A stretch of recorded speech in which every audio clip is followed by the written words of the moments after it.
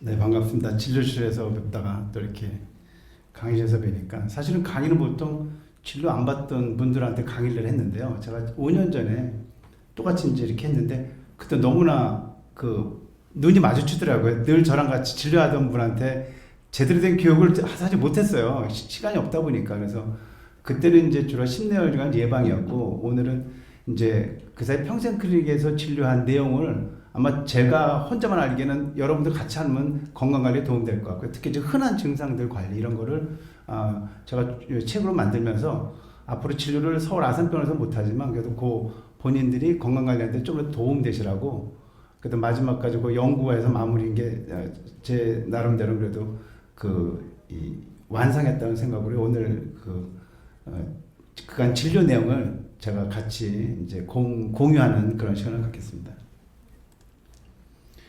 제가 88년도에 이제 군대 제대하고 서울대학병원 가정학과 이제 전임의로 갔어요. 그리고 그때는 이제 과장생 한 분 계셨고 저희 동료들 몇이서 그때 외국에서 미국하고 캐나다에서는 정기 건강진단이라는 게 이제 좀 자리를 잡아가던 때예요. 그게 뭐냐면 검진이라든가 건강 증진을 어떻게 비용 효과적으로 국민한테 이제 적용하느냐 이런 거가 많이 논란이 됐던 때인데 그때는 우리나라에는 아직 그런 내용이 없었습니다. 그래서 제가 이제 그해 서울대학병원 10주년 기념 무슨 심포지엄인데 제가 이제 그 주제로 그럼 그 건강진단의 국제적인 거를 한국형으로 어떻게 할까 그래서 이제 그걸 저희 동료들이 같이 만들어오면서 이제 준비해서 이제 한 게 시작이 됐습니다. 그래서 그걸 하고 제가 이제 그다음에 바로 이제 저희 병원에 와서 이제 가정학과를 이제 만들면서 이제 몇 달 이제 진료가 6월 달에 오픈하다 보니까 이제 갑자기 환자가 많이 들어가지고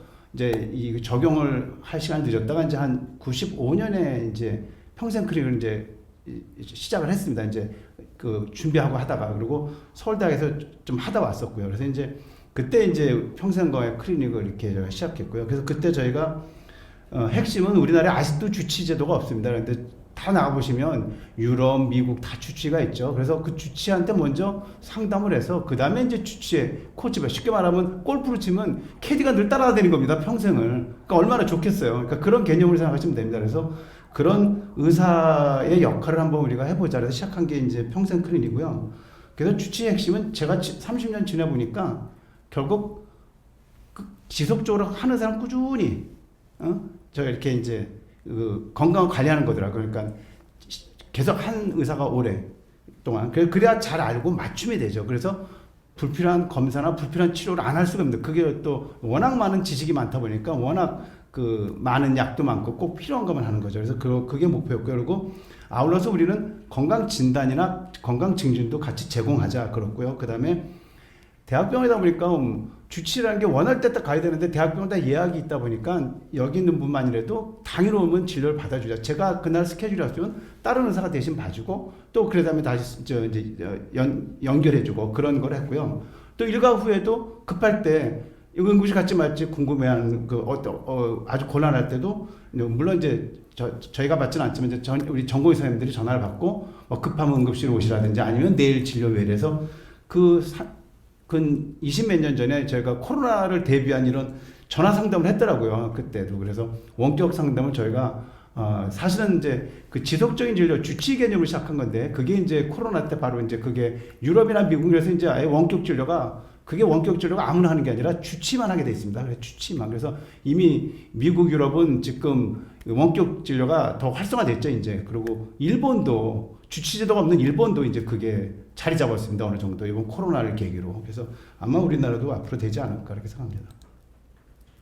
그래서 제가 그럼 평생 클리닉 주치가 어떤 진료를 했나 하는 거를 저뿐만 아니라 여러분도 또 다른 의료인도 알아야 될 것 같아서 한번 조사해 보자. 그래서 이제 최근 10년간 저한테 3회 이상, 한 6년이거든요.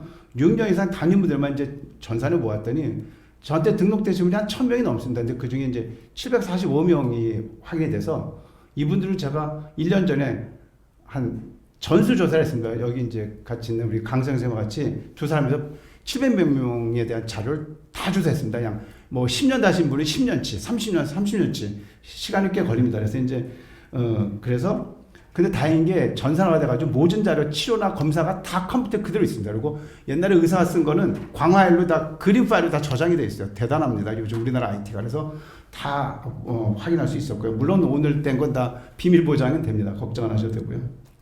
그래서 봤더니 저한테 등록 당시에 평균 연령이 53세세요. 그리고 주로 40대, 50대가 한 이제 과반수가 넘고 60대 넘으신 분도 한 3분의 1 됐고, 그리고 여성분이 좀 많았고요. 평균 17년을 등록했더라고요. 저한테 17년을 다니신 거예요. 평균. 짧게는 아까 6년이니까 그렇고 길게는 30년 넘으신 분도 있고요. 그래서 그렇게 따지면 53세니까 지금 이분들이 평균 70세가 되신 거예요. 그러니까 저랑 같이 나이가 먹어가서 저는 그때 40대였는데 이제 정년 맞고, 또 여러분들도 여기 계시니까 그래도 건강하게 잘 관리하신 거죠.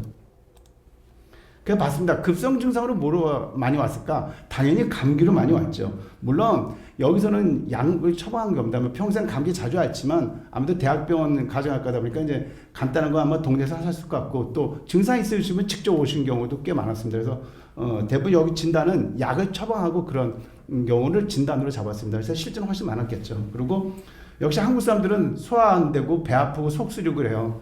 진짜 위장장애 때문에 속이 쓰릴 수도 있고, 옆집이 땅을 사도 속 쓰리고, 어쨌든 속 쓰린 게 많아요. 그래서 이게 진짜 위장장애인지 화병 때문에 속 쓰린 것도 잘 또 확인해야죠. 그리고 생각지도 않게 조사해보니까 어지럼증이 엄청 많았어요. 그래서 그 어지럼증은 제가 좀 이따 강의도 해드리려고 그래요. 너무 어지럼증 때문에 걱정도 많고, 근데 그 중에 이석증은 아주 쉽게 관리할 수 있기 때문에 이석증을 아까 소개해드릴 거고요. 그래서 이제 또 두통도 살다 보면 두통 많이 있죠. 그리고 요통이 가정학과의 한 26%니까 아마 이게 외과였다면 훨씬 많았을 거예요. 그래서 그 정도로 요통은 흔하고, 저만 해도 당장 앉아서 이러다 보면 허리 아프죠. 그래서 요통은 주로 자세해야 되는 거면 잠깐 이 책에다 담았습니다. 그래서 책에다 그 자세 같은 거 예방을, 그리고 가능하면 이제 이 수술 같은 거 안 하고 할 수 있게 예방하는 게 목표고요. 그래서 이어서 또 특히 이제 가슴이 아프면 또 심장병 같은 흉통. 근데 실제 흉통은 심장병이 이 중에서 많지 않았고요. 대부분 근육 골격통이거나 때로는 좀 화병인 경우도 흉통이 많았습니다. 근데 그 화병 이해시키려면 너무 어려워요.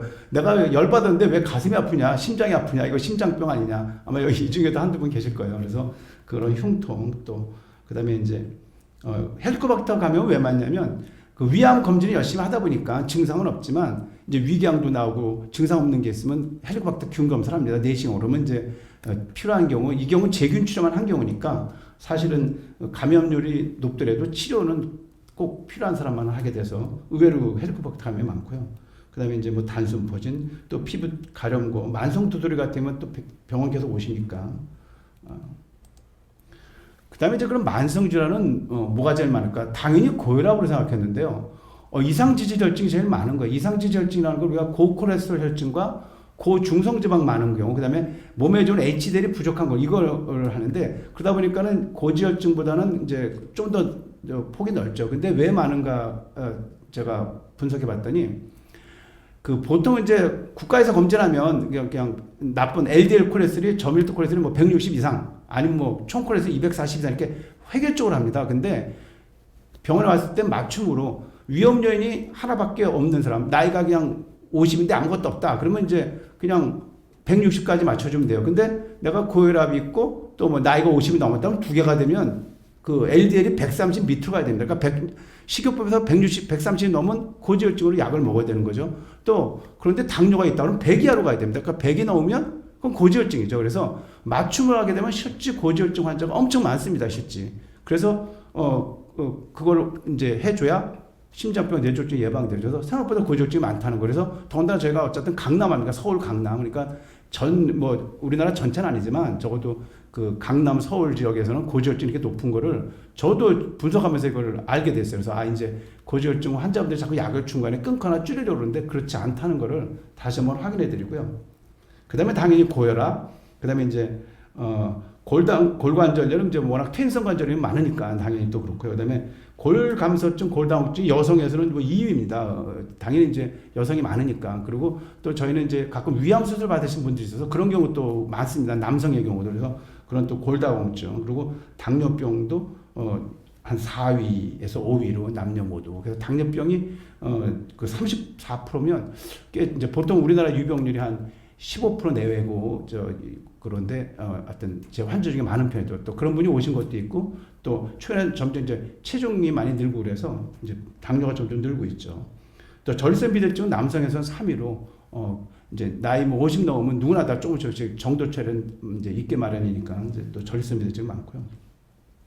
의외로 제가 무좀 환자가 8위나 됩니다. 그건 이제 제가 처음에 여기 와서 한 20몇 년 전에 그 무좀약이 옛날에 먹는 약이 되게 그 간독성이라 발톱 무좀 치료 못했어요. 제가 레전드 때는. 근데 그때 이제 그 간헐적 요법이 나왔을 때 제가 처음으로 피부과 의사들 틈에 제가 하나 유일하게 껴가지고 여름에 무조건 저한테 오는 환자 100명을 순서적으로 8월 달에 양말 무조건 벗겼어요. 남녀노소를 구분하지 않고. 100명을 다 양말을 벗겨봤더니 그냥 왔는데 배 아파도 벗기고 뭐 기침해도 벗기고 그래서 양말 좀 벗어보자니까 하여튼 그랬어요. 그래서 여름이니까 또 벗고 오시기도 하고 무려 무좀이 80%가 되는 거예요. 그리고 그 중에 발톱 무좀이 과반수를 넘어요. 그래서 제가 그러다 보니까 이제 약 치료 시작했고 그래서 지금도 그 환자들이 또 이게 가족 내도 같이 전염이 되거든요. 이제 발톱 무좀 같은 경우 또 가족들이 오고 또 친구 오고 그래서 지금도 무좀 환자가 제가 보기엔 꽤 많은 편입니다. 그래서 치료 안 되는 줄 알고 있다가 치료돼가지고 약물 받고 다니게 제가 많이 해드렸거든요. 그래서 어떤 이 무좀도 그렇고 또 이제 갱년기 증후군이 남녀 이렇게 있습니다. 또 알코올이나 요산증은 남성들이 술을 많이 하니까 그렇고요. 그다음에 이제 한 20년 이렇게 보다 보니까 이제 그 중에 암 발생하는 경우도 있었고요. 한 7%. 또 B형, C형은 이제 그 만성 환자 같은 경우는 이제 그 간암 검진하게 됩니다. 그래서 이제 그분들이 계속 다니게 됐고 또 남성 갱년기도 의외로 한 12 정도 그리고 이제 쭉 이렇게 이어집니다. 그래서 그 심혈관 질환이 그 사이 한 31번한테 발생했어요. 저희가 아무리 예방하더라도. 그런데 보니까 그 중에 84%가 고지혈증, 이상지지혈증을 갖고 있는 분인 거예요. 그러니까 그만큼 심혈관 질환의 주요 원인이라는 거죠. 고지혈증이. 그리고 고혈압이 한 77%. 당뇨는 이제 유병률이 적다면 40%. 그래서 이 세 가지 질환이 결국은 핵심이죠. 그래서 우리가 혈관 질환 예방하는 데는 이 세 가지를 무조건 정상 내지 목표치를 낮추는 겁니다. 여기 이제 좀 이따 제가 말씀드릴 거지만 체중이 하나 들어갑니다. 체중이. 그 다음에 이제 정신질환 그래서 제가 이제 불안증 또 불면증, 우울증도 의외로 아직까지도 이제 뭐 정신과 가는 것에 대한 문턱이 아직까지는 좀 높은 것 같습니다. 제가 보기에는. 그래서 이제 그분들이 우연히 아무 생각 없이 왔다가 배가 아프고 가슴이 아파서 왔는데 나중에 뭐 불안증, 우울증인지 확인돼서 치료받던 경우가 종종 있고요. 그래서 특히 이제 이 경우 여성분들한테 많죠. 그래요. 그리고 또 제가 우울증에 대한 거를 조금만 의심되면 빨리빨리 이제 설문지가 있어요. 우울증 찾아내는. 그거를 많이 활용하다 보니까 더 많이 찾아낸 것도 있습니다. 그 다음에 이제 검진은 그럼 뭘 많이 했는가 했더니 이제 단순 엑스레이 제일 많아요. 물론 이제 이건 결핵을 보기 위해서 찍는 건데 이제 하다 보면 뭐 기침하거나 이래도 이제 때 맞춰서 찍게 되죠. 보통 이제 2년 전으로 찍는데. 그래서 이제 그거가 제일 많고요. 그 다음에 역시 이제 위내시경을 이제 제일 많이 암 검진을 많이 했습니다. 남녀 다. 그리고 복부 초음파 특히 이제 간이나 담낭 보기 때문에 특히 이제 남자분들이 이제 많이 이제 술도 드시고 뭐 이제 또 이러니까 많이들 하게 되고요. 그 다음에 여성은 이제 절대적으로 골밀도 검사를 많이 했고, 그 다음에 또 남성은 이제 1위가 이제 아까 시작 연령이 다 이제 50대, 40대가 많다 보니까 이제 세월이 갈수록 전립선 암 이제 혈액 검사로 어렵지 않으니까 완벽하진 않지만 그래서 그것도 PSA의 수치에 따라서 이제 그 사례를 제가 보여드려서 PSA로 암 검진이 쉽진 않지만 또 적절하게 사용하면 아주 도움이 되는 거를 이따가 보여드리겠습니다. 그래서 이제 남성에서는 전립선암을 많이 했고요. 그다음에 이제 뭐 여기 우울증 검진도 한 9위 정도 차지하죠. 그래서 그 설문지를 우울증 국가검진에 쓰는 그 문진표를 저희도 외래에서 2가지를 가지고 쓰는데 그래서 그렇게 되면 이제 우울증을 쉽게 확인해서 일단 우울증 문진표 쓰면 좋은 게 상담이 쉬워져요. 본인이 쓰면서 이건 내가 이럴 수도 있나라는 거 이제 본인이 아시게 되더라고요. 그래서 그렇게. 그다음에 또 이제 뭐 나머지 검사들 최근에 이제 폐암 검진이 도움된다는 게 한 최근 5년에 밝혀져서 요즘 폐암 검진도 흡연자들한테는 제가 하고 있습니다. 그다음에 여기 또 이제 아까 말한 그 설문지를 이렇게 우울증, 불안증은 뭐 굳이 안 해도 되는데 이제 하다 보니까 최근에 불안증도 시작했고 자꾸 기억력 떨어지면 치매 아니냐고 걱정하고 신경과 보내달라 그래서 저희가 확인해서 괜찮다고 이렇게 안심시켜 드리라고 이렇게 했습니다. 그다음에 이제 알코올 중독자도 저희가 다 찾아가지고 본인은 아니라고 우길 때 제가 확인해가지고 술도 좀 끊어드렸고요. 또 담배도 끊어드리라고 제가 이렇게 설문지를 했습니다. 그래서 건강증진 상담은 이제 제일 역시 비만에 대한 상담이 한 3분의 1 됐고요. 그다음에 또 이제 절주, 특히 이제 남자분들, 간혹 여자분도 있습니다. 그리고 또 금연 상담 이런 것도 제가 해드렸습니다. 그다음 환자 교육은 주로 이제 식이요법이 이제 뭐 아까 말한 고지혈증, 뭐 비만, 또 그다음에 또 이제 당뇨 이럴 때 당연히 저희가 이제 식이요법 같이 해드렸고, 또 이제 때에 따라서 운동, 그다음에 이제 이 요통 같은 걸 이제 저희가 교육자료 드리고, 또 특히 이제 정형외과적인 교육자료 드리면서 하시겠고, 이석증도 이따 이건 한번 제가 보여드리겠습니다. 예방접종은 독감은 거의 99% 했는데요. 요 한 30% 빠진 건 국가에서 무료 접종하시니까 이제 무료 접종 맞으시게 돼서 이제 다 해서 거의 다 뭐 안 맞으신 분이 없죠. 또 폐렴, 대상포진 이렇게 했고요. 근데 암은 지금 한 50몇 분이 발견이 됐는데요. 그 중에 보면 이제 유방암, 전립선암, 위암, 대장암이 흔했는데 이거는 저희가 검진을 열심히 해서 발견된 겁니다. 이 노란색은 간암, 신장. 그래서 이 경우는 검진하다 발견됐기 때문에 아주 초기에 발견된 거죠. 그래서 아주 다들 완쾌되신 거고, 이제 그렇지 않은 경우는 검진 없이도 발견이 되고, 검진이 어려운 암들이 있는데 그 경우에는 이제 발견된 경우도 있어서 어쨌든 검진 때문에 그래도 조기에 발견한 그런 예가 많았습니다. 그러니까 제가 이제 두통이 있다 보면 환자분들 10명이면 뭐 10명은 아니지만 9명 정도는 이거 CT 찍어봐야 되는 거 아니냐, 또 아니면 내 나이가 지금 70이 넘었는데 이제쯤 한번 CT 좀 찍어야 되는 거 아니냐, 혈관 좀 봐야 되는 거 아니냐, 제가 그럽니다. 그럼 제가 평생 사진 CT 안 찍는 게 제일 행복한 건데요. 제가 이제 속으로 그러면서 어떻게 하면 이분은 안 찍게 설명을 해드리나, 그게 제가 두통 환자 만나면 그게 제일 과제였어요. 어떻게 설명을 해야 이분이 CT를 안 찍고 돌아가실까. 이거 레전트 때는 되게 어려워요. 레전트 때 말로 괜찮다고 CT 안 찍기는 엄청 어렵습니다. 이거 제가 이제 한 30년 내공이 쌓여서 요즘 겨우 그러는데, 그럼 맨날 그러시죠. 왜 맨날 오면 찍지 말라 그러냐면, 제가 그래서 뒤로 찍지 않으라고 하면 다행이신지 아시, 제가 찍으라면 그때는 이제 큰 소리 나는 건데, 제가 그 두통을 한번 보여드리겠습니다. 50세 여성이 이제 두통이 왔는데 아주 특징적입니다. 그래서 뭔가 눈에 이상한 느낌과 뭐 이런 게, 그건 이제 저도 설명 어려워요. 그 개인마다 아는 거라서. 하여튼 시각장애가 있다고, 그 다음에 한 20-30분 있다 이제 갑자기 심한 두통이 왔는데, 일주일에 한 2번 하는데 뭐 하루 이틀 뭐 아주 뭐, 그리고 웬만한 진통제 효과가 없고, 여기 너무 재밌죠. 눈, 코가 빠지는데 얼마나 아프면. 그 다음에 뭐 주로 옆머리, 그러니까 이제 소위 말하는 편두통, 뭐 윗머리. 그리고 막 메스꺼움도 오고, 그냥 그대로 옮겨놓은 겁니다. 그다음에 이제 진통제 효과, 타이레놀 효과 없는 겁니다. 그리고 그러고 나서 뭐 낮에 뭐 밖에 나가니까 막 좀 더 심해지고, 가족력 없고. 그래서 이게 아주 소위 말하는, 우리가 흔히 와서 저한테 편두통이라, 오른쪽 아프고 한쪽 아프고 편두통이라는데 이게 편두통입니다. 그러니까 대부분이 말하는 건 편두통이 아니에요. 이렇게 드라마틱해, 물론 꼭 드라마틱하지 않았는데 이렇게. 근데 이거를 그럼 편두통 어떻게 진단하냐 그래요. 그럼 CT로 진단하는 줄 알아요. 아닙니다. CT로 진단은 CT 때는 뭐죠? 정상입니다. 내가 혈액 검사 정상입니다. 이 바로 환자가 말하는 증상 가지고 진단해야 돼요. 그리고 이제 어떡하냐? 약을 써봐서 합니다. 지금 그래서 치료제를 드려요. 바로 치료제를 드리면, 진통제를 안 듣는 게 드라마틱하니까, 이게 혈관이 늘어나서 아픈 거기 때문에 이 혈관을 확 줄이는 약을 주면 두통이 없어지죠. 그러니까 그냥 갑자기 살아날 것 같은 거죠. 그래서 이제 보니까 제가 한 달 드렸더니 그 사이에 한 달에 2번 왔는데 증상도 약하고, 아까 일주일에 2번 오던 게 한 달에 2번이니까 좀 확 줄었죠. 그래서 이제 그 다음에 예방약을 드립니다. 이제 그 다음에 예방약을 드려요. 이렇게 이제. 그건 혈관을 살짝 줄여주는 예방약. 너무 확 줄이면 안 되니까. 그래서 그걸 먹으면 횟수가 줍니다. 이제. 그게 주치료입니다. 예방약을 먹는 게. 치료제를 먹는 게 아니고. 치료제를 안 먹고 예방약 먹는 거. 그래서 이제 그 다음에 똑같이 있다가 4개월 만에 왔더니 한 번 왔어요. 이제 한 달에. 예방약을 먹으니까. 그리고 아직 그 약이 다 남았죠. 한 번 먹었으니까. 아까 급항으로 쓰는 거. 그 다음에 이제 1년치 줬어요. 제가 1년치. 그래가지고 이건 이제 나중에 예방약을 먹다가 금방 안 없어지고 한 10년, 20년 먹다 이제 없어져서 이제 그때 되면 끊어요.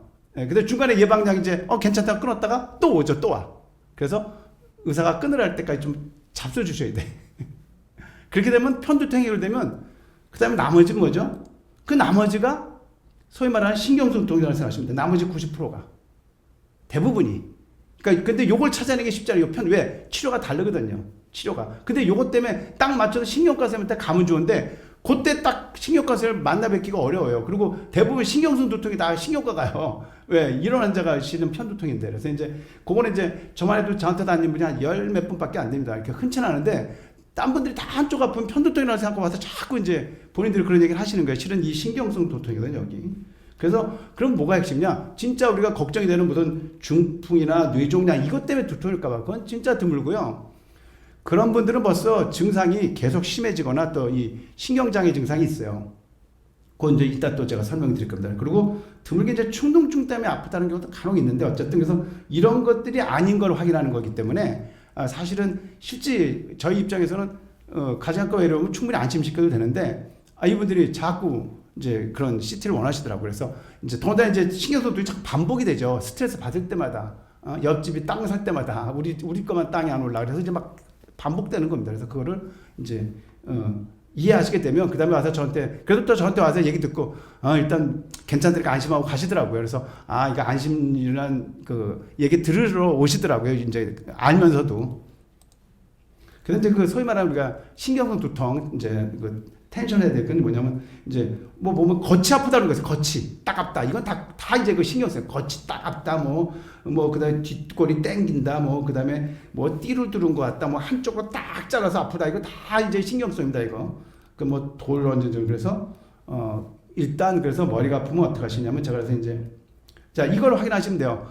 우리가 이게 이제 국가에서 뇌졸중 캠페인입니다. 패스트. 자 2차성 두통이 아니면 어떻게 하냐? 패스트. 이제 빨리 해라는 거죠. F 얼굴이요. 얼굴 E 해가지고 여기처럼 한쪽으로 이제 찌그러지면 이쪽이 이제 E 한데 이쪽으로 찌그러지면 이제 이쪽이 마비된 거죠. 예를 들어서 이제 그래서 이제 그랬나 그다음에 팔 들어보는 거야. 팔다리 들어보는 겁니다. 그래서 마비되면 안 되겠죠 이게. 그래서 이제 마비됐나 보고 지금처럼 지금 말 잘 되는데 보통은 이렇게 말을 못 하게 돼요. 이제 그거 이 세 가지만 해서 하나라도 걸리면 그땐 빨리 119에다가 전화하고 가시라는 겁니다. 골든타임. 그래서 이게 국가에서 캠페인을 하고 있어요. 그래서 이제, 그래도 모르면 이것만, 그냥 패스트만 생각해서 이해보고, 팔 들어보고, 그 다음에, 괜찮나, 이렇게 해고 끝. 그것만 아니면 일단 급하지 않다는 거죠.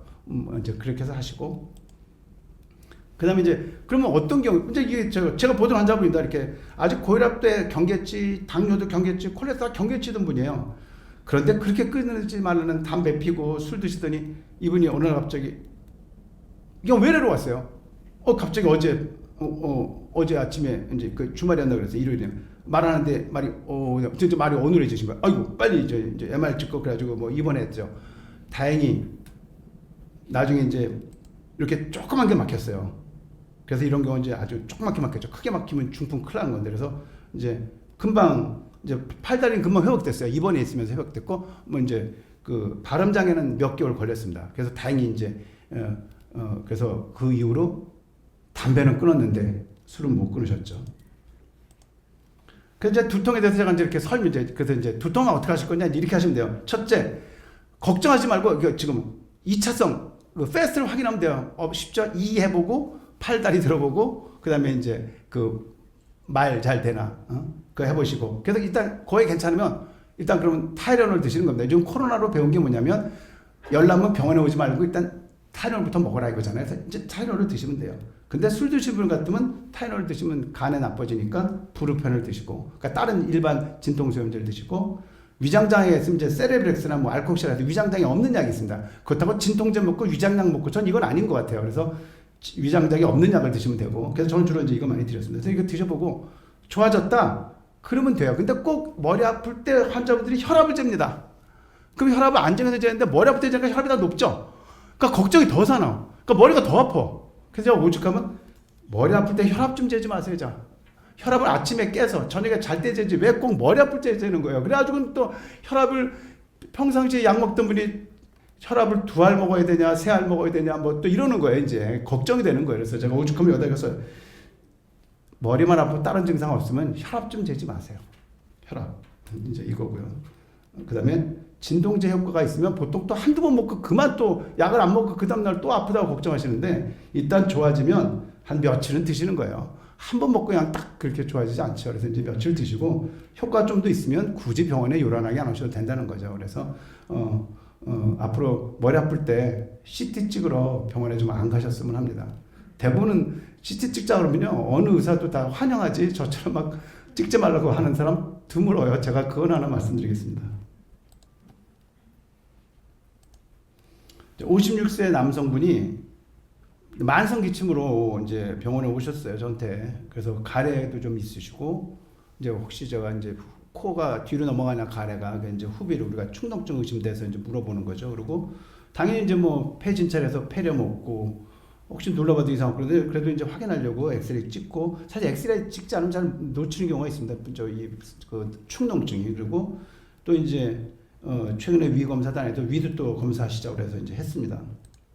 그랬더니 여기 상악동이 양쪽 이렇게 여기보다 여기가 더 심합니다. 오른쪽이라서 이제 이 축농증이죠. 부비동염이 있습니다. 상악. 그리고 내시경을 했더니 역류성 식도염도 좀 있고 엑스레이 폐는 괜찮고 그래서 결국 이 두 가지 때문에 그게 10년 동안 계속 만성 기침의 원인 중에 아주 흔한 원인이 바로 이것들이 들어가거든요. 그래서 그걸 확인해 가지고 항생제를 이제 보통 한 3주 이상 주는데 2주 주고 식도약을 드렸죠. 그랬더니 한 50% 좋아하셨어요. 그래서 이제 그 다음에 약을 또 이제 이 안에 이제 산소가 없는 데도 있어서 이제 산소 없는 데도 되는 항생제로 또 바꿔서 한 2주 했더니 한 뭐 4주 그러니까 많이 이제 다 좋아지셨다고. 그래서 만성 기침의 이런 원인을 찾는 건데 의외로 역류성 식도염하고 이 축농증이 들어있는데 그게 검사를 하지 않으면 놓치기가 쉽습니다. 왜냐하면 그건 증상으로 확인할 수가 없고 그래서 이비인후과 다니는데도 축농증을 놓치는 수가 있습니다. 그 이제 엑스레이로 확인하지 않으면. 그래서 한번 꼭 기침이 만성으로 오래된다면 근데 이제 만성 기침이란 뭐냐? 저도 8주 이상 기침이 되는 경우입니다. 뭐 애들의 경우 뭐 4주인가 그런데요. 그래서 이제 전주로 성인이니까. 그리고 예전에 고혈압 약 중에 이제 아주 좋은 약이었는데 안지오텐신 저는 옛날에 에날라프린 뭐 카프린 이런 겁니다. 너무 좋았는데 이게 동양인한테는 기침이 많이 생겨요. 그래서 쓸 수가 없어요. 근데 아직도 그런 약을 쓰는 분들이 있습니다. 이제 기침이 없다가 생겨요. 그래서 우리가 꼭 확인하죠. 그래서 근데 이건 요즘은 저는 뭐 이제 이거 쓰는 분은 하나도 없습니다. 그러니까 이제 혹시나 이제 확인해 봐야 되고요. 당연히 흡연이 뭐 이런 게 원인이고 여기 보면 이제 비염이나 좀 전에 아까 말씀하신 비염이나 이런 것들이 그런 증상의 원인이 돼서 기침도 하지만 또 아까 말한 두통도 올 수 있거든요. 그래서 그런 거. 그리고 폐하 저희가 뭐 진찰해보면 알죠. 의사들이. 그리고 또 이제 식도는 역류성 때문에 역류성 식도염, 역류성 후두염 그래서 목이 잠기기도 하고 그래서 이제 뭐 여기 그리고 또 마지막에 시민성도 있습니다. 시민성 이제 정신적인 거. 그래서 이제 제가 또 가르쳐 드리는 게 마지막에 요겁니다. 가래가 기침이 아니라 이제 기침은 없는데 가래가 있다고 주로 나이 드신 남성분들입니다. 예전에 젊었을 때 길거리에서 침 좀 뱉어봤습니다. 이제 그게 남아 있어가지고 계속 기침을 하는데 그럼 제가 그래요. 가래는 그러면 기침이 나오니까 기침은 안 하는데 자꾸 가래가 있어서 뱉는다. 근데 원래 가래라는 건요. 우리가 감기 걸리면 기침을 내가 원하지 않는데 기침을 합니다. 그리고 가래가 나오죠. 그게 가래입니다. 그러니까 가래라 하면 기침이 동반된 게 가래고 기침이 없는 건 가래가 아닙니다. 그건. 그래서 그걸 제가 이해시킬 때 되게 어려워요. 그래서 기침은 내가 원치 않아도 그 가래를 뱉으려고 감기 걸리면 나오는 게 기침이고요. 기침이 없는 가래는 그건 가래가 아닙니다. 그럼 이제 뭐냐? 그리고 또 특히 이제 양치다 보면 이제 웩웩거리죠. 뭐 그러면 칵칵 뱉고 잡고. 그럼 일단 목도 간질간질 답답하고 이물감 있고. 그래 보면 전에 뭐 후두염이 역류성이 있냐 이런 게 있어요. 그래서 내시경 해보고 엑스레이 찍고 다 멀쩡하세요. 뭐 아무 이상 없어요. 가능성 있는 거는 이제 그런 게 있고 나서 목이 불편함. 그래서 그걸 영어로는 후두 신경증 이래서 그래서 이제 후두 신경증 그리고 역류성 후두염 이런 거가 원인이 되는 경우가 많아요. 그래서 이런 경우 첫째는 제가 뭐라냐면 가래침을 좀 뱉지 마세요. 그거 어떻게 안 뱉냐 그 가래. 그거 그냥 삼키세요. 가래가 아니걸랑요. 그냥 이 코서부터 이 식도까지 다 이렇게 소유하는 이제 점액이라 해서 잘 내려가게 부드럽게 하는 거니까 억지로 뱉으면 주인공 청소기를 여기다 대고 뽑는 겁니다. 가래를 뱉는다는 거. 그러면 역류성 식도염을 조장하는 겁니다. 이 가래를 뱉는다는 게. 그러니까 자꾸 재발이 되고 증상이 안 없어지죠. 자꾸 뱉으니까. 그래서 절대 뱉으시지 말고 그냥 생수를 삼키세요. 제가 그러죠. 그래서 그 불편한 부분 생수를 삼키고 뱉지 않으시면 되고 근데도 안 나면 이제 아까도 말했지만 역류성 식도염은 그 약을 치료하시면 되고 이게 스트레스나 불안증, 우울증 때문에 그러면 그때는 오히려 이제 그쪽을 상담해서 약을 하시면 됩니다. 그래서 기침 없는 가래는 절대 가래가 아니니까 뱉지 마시고 특히 남자분들, 여자분들은 좀 안 그런 것 같아요. 남자분들이 그것도 한 60순 이상, 70순 이런 분들이 계속 그래요. 그래서 특히 형님뻘 되는 분들 그러시더라고요. 제 형님뻘. 그래서 이제 남자분들 가래 뱉지 않으시길 바랍니다. 자, 아까 이제 제일 많은 환자였는데 그래서 이제 이게 퀴즈가 나왔습니다. 자, 답을 잘하시면 상품 있습니다. 5년 전에 쓴 책 드리겠습니다. 자, 제가 문제 읽겠습니다. 만성 콩팥병이죠. 만성 신장질환을 발생을 늦추는 그리고 신장 기능 저하를 늦추는 지방은 어떤 지방일까? 그러니까 여기 지방을 다 써놨죠, 제가. 단위불포화 뭐 5가지입니다. 뭐 찍으면 됩니다. 20%. 그래서 자, 우리 한 찍어봤잖아 옛날에. 자,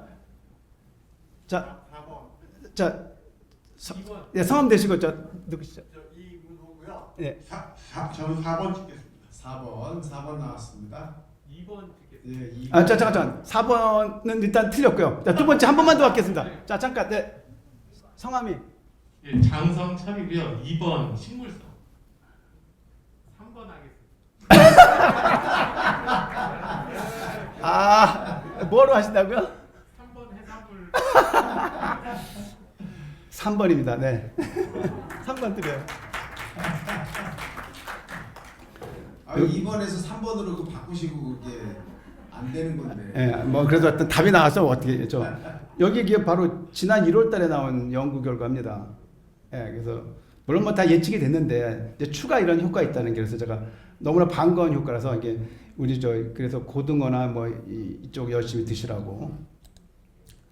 그러니까 지방과 이제 지방은 우리가 이제 몸에 대해서 지방과 탄수화물이 경쟁을 맨날 했는데 싸웠는데 탄수화물이 졌어요. 탄수화물이 몸에 나쁜 걸로 됐습니다. 그래서 지방이 좋은데 근데 지방은 다 좋은 게 아니라 골라 드셔야 돼요. 나쁜 거 빼고. 그래서 이제 그 핵심은 탄수화물보다 지방이 좋은데 지방은 골라 드셔야 된다. 그런 겁니다. 그래서 어떤 걸 골라야 되냐면 트랜스 지방은 절대 안 됩니다. 이제 트랜스 지방. 이거는 사망, 심장병 다 뭐 밝혀졌습니다. 주로 젊은 사람들이 인스턴트 식품이 많죠. 그냥 냉동에서 끈에다가 데워 먹는 것들이 많습니다. 뭐 팝콘 이런 거 안 됩니다. 근데 제가 알기는 이거 나중에 설명하겠습니다. 포화지방 이것도 안 됩니다. 포화지방. 그리고 이제 그럼 이거 아니면 불포화지방을 드셔야 됩니다. 이제 오늘 얘기하고 싶은 게 불포화지방이에요. 불포화지방이 다 낮추죠. 그래서 트랜스지방, 포화지방은 불포화라 가야 되고요. 심지어 트랜스지방보다는 탄수화물, 포화보다는 탄수화물이 낫다는 겁니다. 그래서 이제 이렇게 되는 거고요. 그게 왜 그러냐? 트랜스지방을 많이 먹을수록 이렇게 이제 사망률이 느는 겁니다. 포화지방 좀 적게 늘고 단일 닭가루 먹을수록 분포가 많을수록 수명이 좋아지는 거죠. 사망률이. 그래서 연구에서 밝혀졌기 때문에 다 아시는 거지만 다시 한번 보여드리고요. 자, 그럼 트랜스지방 다 아시죠? 다 냉동에서 그리고 식물성을 자꾸 올리브유도 자꾸 튀기면 그게 이제 나빠져요. 그래서 식물성도 여러 번 튀기면 한 번 튀기고 관둬야 될 정도거든요. 그래서 이제 포화지방 여기 이제 또 있고요. 그다음에 여기 단일 불포화 올리브유 있고 오메가 6는 이제 주로 저희 해바라기 포도씨고요. 여기 오메가 3가 식물성에서는 주로 견과류, 참기름, 들기름인데 이 해산물 이게 이제 아까 말한 추가 효과가 최근에 나와서 뭐 그냥 제가 이제 이 상식처럼 아까 그냥 질문을 드린 겁니다. 이제 그래서 근데 이걸 약으로 먹어서는 효과가 없고요. 식물로 드시라는 겁니다. 식물로. 약으로 드시지 말고. 또 하나 이제 계란 논란을 한번 제가 어디도 이거 매스컴을 못 합니다. 이게 금기가 돼가지고 이거 했다간 양계하시는 분들 이거 유튜브에 나가도 될지 잘 모르겠습니다. 근데 팩트니까 그냥 전해드리겠습니다. 이렇게 주요 매스컴에서 계란이 심하게 좋다는 걸 계속 이렇게 냈습니다. 2044, 15. 그런데 물론 뭐 최근 2019년에 미국에서 엄청난 연구 결과가 나왔습니다.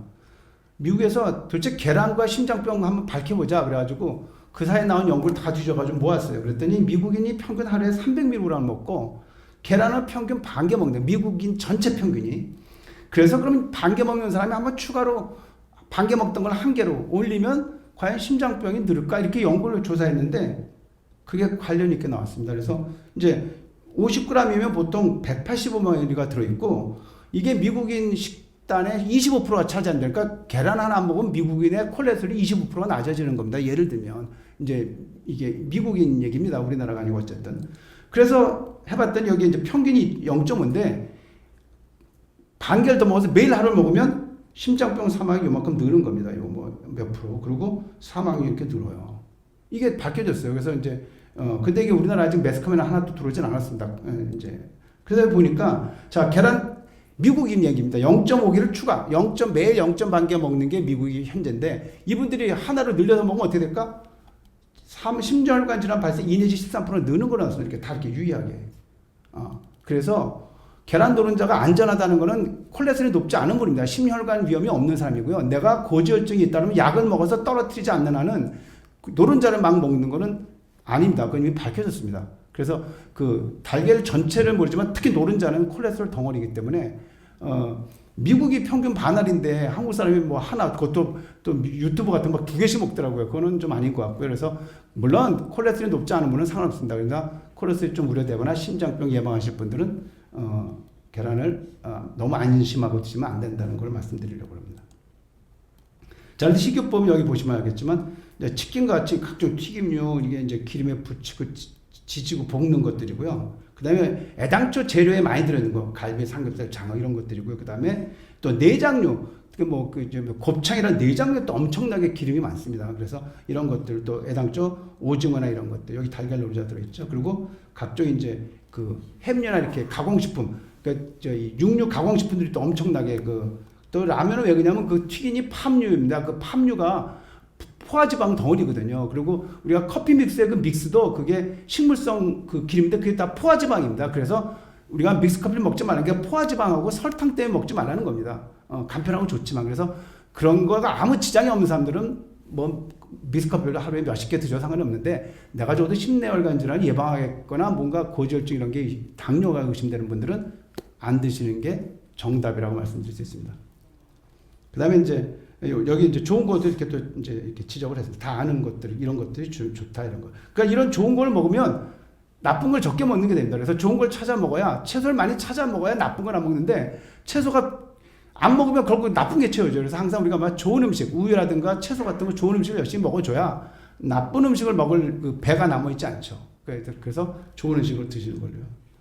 그 다음에 이제 제가 아까 말씀드린 것처럼 보통 저희 연구는 이 160까지 맞춰줍니다. 그 저밀도 나쁜 콜레스테롤을. 그런데 적어도 남자 뭐 45세, 여자, 그러니까 뭐 50세가 넘었다? 근데 뭐 혈압이 있다? 그러면 벌써 2개가 돼요. 그러면 혈압 하나만 있어도. 그러니까 어떻게 되죠? 이때는 130까지 낮춰줘야 되고, 당뇨가 있다 그러면 100까지 낮춰줘야 됩니다. 그러니까 기준이 달라요. 그래서 심장병 있는 분들은 70까지 낮춰줍니다. 그런데 요즘 유럽에서는 더 낮추라는 거예요. 이게 오른쪽이 최근 유럽 가이드예요. 보세요. 엄청납니다.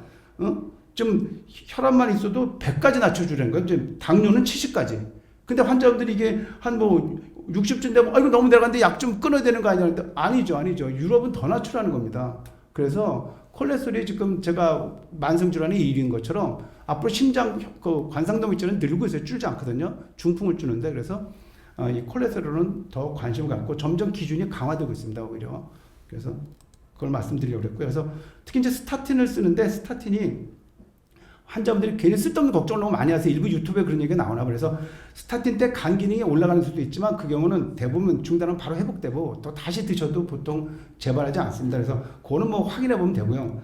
드물게 이제 그 근육 이거에 대한 얘기를 하는데 이거 엄청 드뭅니다. 1만 명도 하나 나올까 말까 하는데 뭐 허리가 아프고 무슨 퇴행성 때문에 아픈 거를 이것 때문에 그런 거 아니냐고 막 끊고 그러시는 거예요. 그래서 그렇지 않거든요. 그리고 그거는 처음에 시작할 때 나오지 중간에 막 나오지 않기 때문에 그래서 이거 아니고요. 또 당뇨병 일으킨다며요. 그런데 당뇨병 일으킬 그 가능성보다 심장내혈관 치료 효과가 너무나 크기 때문에 제가 그럽니다. 항암제 쓰시는 분이 항암제 쓰면서 머리 빠지는 거 걱정하지 않는 것도 마찬가지로 그거는 걷다 대면 그 급도 안 된다. 걱정하지 마셔라. 제가 그러죠. 그래서 목표에 도달하는 용량을 평생 드신다는 거고요. 그래서 제가 아까 고지혈증이 제일 많은 거 제가 특히 이제 심내혈관 발생하는 환자들 보니까 그래서 제가 다시 한번 상기시켜드리고 그래서 이제 보통 로슈바라는 게 제일 세서 이제 고강도고 중강도는 이제 아토바랑 피타 저걸 왜 말씀드리냐면 약을 들고 계시기 때문에 이제 저희 여러분들이 그래서 또 제일 약한 것들은 뭐 심바나 뭐 프라바들이 있습니다. 그래서 요 파란 것들이 이제 저거요. 친수성 그래서 아까 그 무점약이랑 같이 먹어도 상관이 없어요. 근데 지용성 무점약 같은 거 같이 못 먹습니다. 그리고 요번에 그 오미크론 때문에 하는 팍스로비든가 먹을 수 있는 건 이 피타바가 유일합니다. 다른 거 같이 먹을 수가 없어요. 그래서 가능하면 우리가 그런 약물 상호작용이 적은 거를 선택할 수 있으면 또 그리고 또 이제 추가로 뭐 이렇게 지방 흡수 억제하는 약도 있어서 이제 같이 하면 효과가 좋아졌고요. 또 중성지방 떨어뜨린 약도 있는데 여기 보면 오메가3 지방산은 일반적 효과가 없다. 그래서 일반적으로 돼 있죠. 이거 약국에서 막 팔고 그러는데 효과가 없습니다. 그래서 저희는 이게 치료제가 있죠. 이 중성지방도 이걸 드리죠. 병원에서는. 그리고 보험도 되니까 약값도 싸고. 이제 58세 여성분이 이제 그 이비인후과에서 이제 현운 치료 아까 어지러운 거 치료하고 이제 그 고혈압 고지혈증인데 골다공증이 확인돼가지고 이제 저한테 의뢰가 되어서 왔습니다. 그래서 보니까 허리, 척추, 요추하고 대퇴골이 이제 있습니다. 그래서 이제 요 양쪽에 다 닿는 그런 이제 이 포사맥스라는 게 이제 초창기에 이제 제일 많이 효과가 좋아서 많이 쓰였습니다. 그래서 이제 많이 쓰였죠. 근데 이제 저도 그걸 들읍니다. 거의 매일 먹는 게 있고 일주일에 한 번 먹는 게 있고 다음 복용법은 좀 이제 이따 설명드리는데 그래서 어쨌든 그걸 드렸더니 대뜸 이제 이게 제일 걱정이 위장장애거든요. 그 식전에 먹고 물을 한 사발 해서 드시고 먹고 나서 한 시간쯤 있다 먹고 뭐 하여튼 되게 복잡해요. 그러니까 이제 위장장애가 종종 옵니다. 저는 이제 식도염이 많이 올 줄 알아서 그랬는데 이제 어쨌든 위장장애 와서 너무 힘들어서 그러면 할 수 없이 이제 일주일 한 달에 한 번 먹는 걸로 하고 이게 좀 위장장애 좀 덜해서 한 달에 한 번 먹는 건 괜찮아서 이제 한 달에 한 번으로 이제 바꿔서 갔습니다. 그래서 이제 중간에 보니까 골무가 이렇게 좋아졌어요. 척추가 좋아졌다가 그 다음에 쭉 나빠졌어요. 그 다음에 이제 또 근데 이 대퇴골은 처음에도 계속 나빠졌습니다. 그래서 할 수 없이 이제 척추가 좋아졌다 나빠지고 대퇴는 계속 나빠져서 이제 약을 바꿨습니다. 근데 그 사이 이제 이 주사제가 하나 새로 나왔어요. 최근 5년 사이에 이제 고전에 없던 게 그래서 이거 6개월 한번 주사 맞는 게 있는데요. 물론 이제 뭐 여러 종류가 있지만 같은 계통이 아닌 다른 계열을 갔죠. 그랬더니 이 경우는 이제 첫해 이렇게 확 좋아졌어요. 그다음에 둘째는 요건 이제 유지됐고, 근데 역시 또 대퇴골은 좋아졌다가 또 내려갔습니다. 그래서 일단 좀 치료를 더 해보십시다 이런 상태입니다. 그래서 자 골밀도는 그럼 누가 할 거냐? 그래서 이제 쉽게는 폐경 이후 여성, 남성 한 70세 되면 이렇게 돼 있습니다. 그런데 이제 지병이 있는 분들, 특히 위 수술해서 위를 잘라냈거나 뭐 이런 분들은 꼭 하셔야 됩니다. 이제 의외로 이제 그러고 그다음에 뭐 너무 삐쩍 말랐거나 뭐 이제 평소에 뭐 운동한 이런 분들은 이제 좀 할 수 있죠. 그래서 어쨌든 크게는 이렇게 두 개로 저희가 돼 있고요. 그래 보면 이제 진단은 다 아시는 거지만 이제 이 골밀도래 가지고 이제 마이너스 1 이상, 이 초록색이면 정상, 그다음에 노랑 마이너스 2.5 보다 이제 높으면 감소증, 2.5 이하면 이제 골다공증이죠. 그리고 부러지면 이제 심한 거. 그래서 요걸 이제 뭐 검사하면 딱 나오니까. 그래서 2.5부터는 보험이 되는, 아까 그 치료제 제가 드린 것들은 그래야 보험이 됩니다. 그 다음에 단순 칼슘약이나 비타민 D는 요 감소증 때만 보험이 되는 거고. 그래서 이제 치료 그게 다르죠. 검사에 따라서. 그 보면 이제 보통 어떤 쉽게 하는 최소한 1500 이상 이제 칼슘을 많이 드시라고 그러는데 한식으로 먹으면 500밖에 안 됩니다. 아무리 잘 먹어도. 우유가 빠지면, 그러니까 우유나 유제품이 빠지면 500밖에 안 됩니다. 그럼 지중해식 이런 것들이 다 유제품이 많아서 다 1000mg가 넘거든요. 그래서 내가 우유나 유제품을 안 먹는다. 특히 이제 어르신들이 그래요. 이제 요즘 젊은 사람들 우유를 잘 먹는데, 그래서 그분들은 또 그러면 대뜸 그래요. 아, 나는 우유 먹으면 설사해. 그럼 제가 그러죠. 그거 우유 따뜻하게 데펴 드세요. 하루에 아침에 왕창 드시지 말고 아침, 점심, 저녁 조금씩 나눠 드세요. 그랬더니 요즘 우유 잘 드시고 계세요. 그래서 우유 설사하는 환자 되게 드뭅니다. 거의 없어요. 그러니까 따뜻하게 데펴서 자주 드세요. 그 다음에 이제 멸치 같은 걸 하려면 한 바가지씩 매일 먹어야 돼요. 그것도 안 되죠. 그러니까 이게 우유 아니면 이 칼슘을 채울 수가 없습니다. 그때 이제 약을 드시게 됩니다. 약을. 그래서 이제 여기 보면 우유가 200cc 200이고요. 고칼슘은 200, 이제 하나로 400이 들어있습니다. 그러니까 일반 우유를 하루에 2개 드시거나 고칼슘을 하나 드시면 되죠. 남녀 이제 뭐 이 요구르트나 이런 것들은 두유 같은 건 너무 적게 들어 있습니다. 그러니까 제가 두유 드신다면 그래요. 아, KTX 타고 하시다 갑자기 왜 칙칙폭폭 통일열차를 타시려고 그러세요? 제가 그러죠. 그럼 이해가 딱 되는 거죠. 아, 그러면 KTX 타이죠. 그러면 우유를 드세요. 그다음에 이제 운동, 체중 부하 운동하는 게 좋습니다. 그리고 근력 운동도 요즘 이제 뭐 필라테스 그래서 이제 많은 분들이 이제 근력 운동이 붐이 되고 요즘 뭐 무슨 저 넷플릭스 보면 뭐 운동에 대해 너무 많이 나와서 좋습니다. 운동 많이 하는 거 좋고요. 특히 이제 연세 드시면 유연성 안 넘어지지 않게 하셔야죠. 그래서 이제 처음에 이제 자주 조금씩 하다 이제 늘려가면 되고요. 종류로는 이제 걷는 거나 체중 받으면 좋은데 자전거는 이 걷기나 이런 거보다는 효과, 물론 안 하는 것보다 낫지만 뭐 수영은 전혀 도움이 안 되고 자전거도 좀 이건 이미 확인이 됐습니다. 자전거는 골다공증에는 별로 도움 안 된다. 안 하는 거는 그래서 이왕 할 거면 이런 걸 하라고 이렇게 돼 있고요. 그다음에 이제 뭐 스트레칭 이런 것들. 특히 이제 안전성은 뭐 옆으로 걷기, 뒤로 걷기 이렇게 해서 넘어지지 않는 걸 연습하는 거죠. 특히 이제 근력이 약한 분들. 그다음에 또 이렇게 이제 연세 드시면 방에 넘어지지 않게 밟게 하고 미끄러지지 않게 하고 이건 다 이제 간단한 것 같은데 이걸 해놓으셔야 돼요. 이제부터는요. 그리고 남자분들 바지 입을 때 이제 앉아서 입으시고 이제 좀 있으면 그러죠. 비뇨기과 선생님들은 이제 소변도 앉아서 보시고 이제 그렇게 얘기를 합니다. 이제 비뇨기과 의사들은 전립선 비대증 환자분들한테. 그래서 이제 약으로는 이제 칼슘 보통 이제 800, 1000 정도. 요건 이제 하늘에 좀 많이 나와 있어요. 그리고 보통 이제 이렇게 위장장애가 좀 있을 수 있습니다. 그래서 이제 그걸 감안하셔야 되고. 그래서 위장장애 따르면 약 안 드신 대신 우유를 드시면 됩니다. 우유를 드시면 되고. 그 다음에 비타민 D는 보통 이제 800 정도를 권유하는데 예방하려면 이제 그리고 비타민 D 검사는 사실 지금 원칙적으로는 권하지 않습니다. 왜? 겨울엔 좀 떨어지고 여름에는 다 올라가요. 누구나. 우리가 땅굴에서 살지 않는 한은 다 어느 정도 유지되는데 검사해봐야 별로 큰 이제 원래는 의학적으로는 굳이 안 해도 된다는 게 이제 전 세계 가이드라인입니다.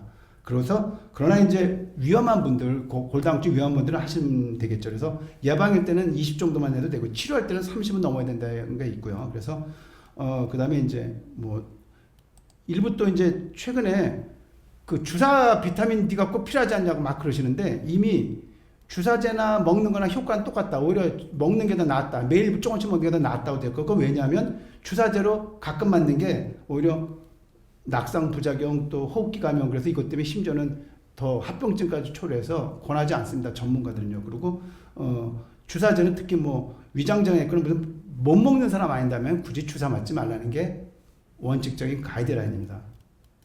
제 의견이 아니고요. 전문가들의 가이드라인입니다.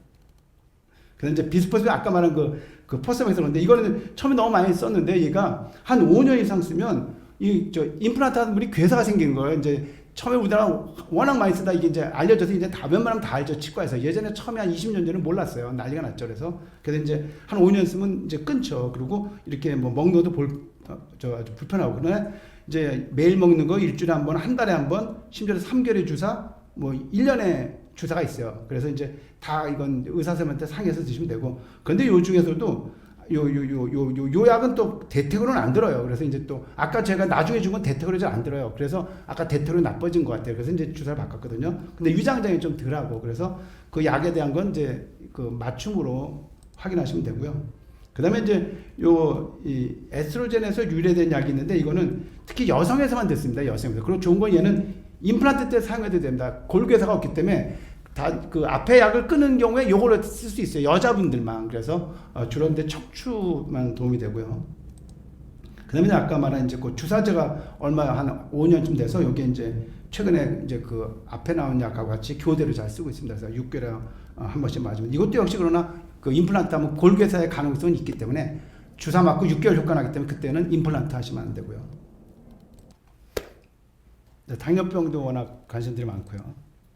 자, 보겠습니다. 이제 65세 남자분이신데 이제 약간 비만 있고요. 이제 25가 기준이니까 제가 이제 그 환자분한테 그래요. 자 본인의 표준 체중, 목표 체중 가르쳐 드렸는데 키 제곱으로 곱해서 25를 곱하라 그러거든요. 그 25인데 27이니까 비만이죠. 그래서 이제 그리고 당이 7.5니까 원래 이제 최소한 7을 넘으면 안 되는데 조절이 안 됐습니다. 그래서 이제 이미 이렇게 쓰고 있던 약이 있으셨어요. 그래서 근데 요게 이제 그때쯤 나온 지가 얼마 안 돼. 이게 이제 요때 막 이제 2015년에 요 약이 막 나왔습니다.